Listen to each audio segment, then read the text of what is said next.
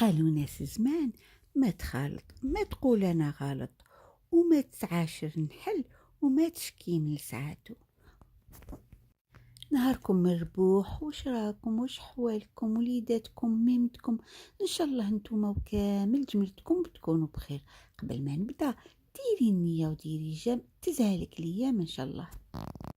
وصفتنا لليوم يا حضار كيما راكم تشوفوا كمونية الكبدة، كبدة تاع الدجاج الغلمي لمن استطاع إليه سبيلا.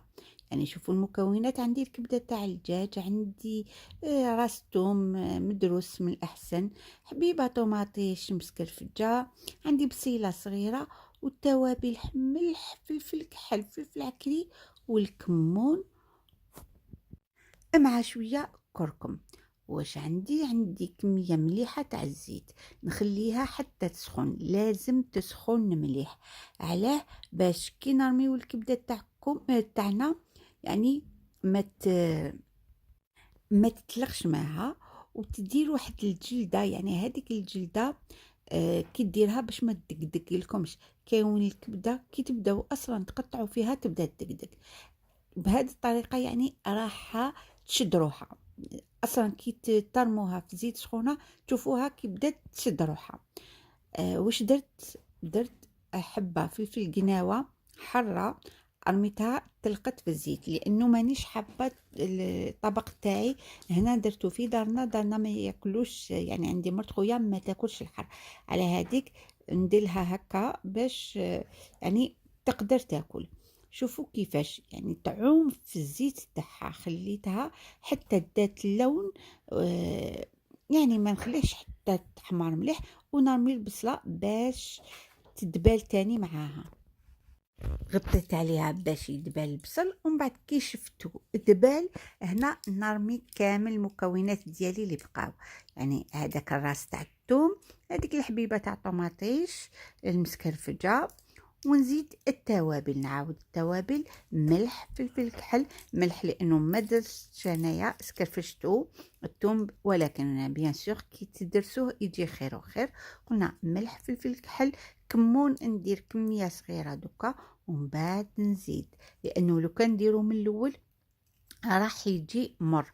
قلنا ملح، فلفل كحل، كمون، وكركم، فوالا، وشويه قزبر، فوالا نسيت القزبر، يعني شويه قزبر. هادو هما يعني هنايا نبدا نحمس، ما نطولش بزاف، ونمرق، نقعد هكذا يعني يدي عليها باش ما تنحرقليش هادوك التوابل وما تنحرقليش الثوم. واش زدت نص مغرفه كبيره تاع طوماطيش تاع الباطا، ولا مغرفه تاع قهوه حليب، يعني تكون شويه كبيره تاع قلنا تاع طوماطيش، وزدت لها شويه حشيش مقطفه هكا، نقعد نحمس مليح، ومن بعد نمرق بالماء سخون بيان سور. وكما قلت لكم لازم يكون ليدام شويه بزياده. شوفوا كيفاش راهي هكذا. دوكا نمرق ونخليها، بعد ما نمرق نخليها حوالي واحد يعني واحد 10 دقائق، قسمة او اقل شويه، قسمة هذاك يعني المريقات البالي شويه، هذا ما كان.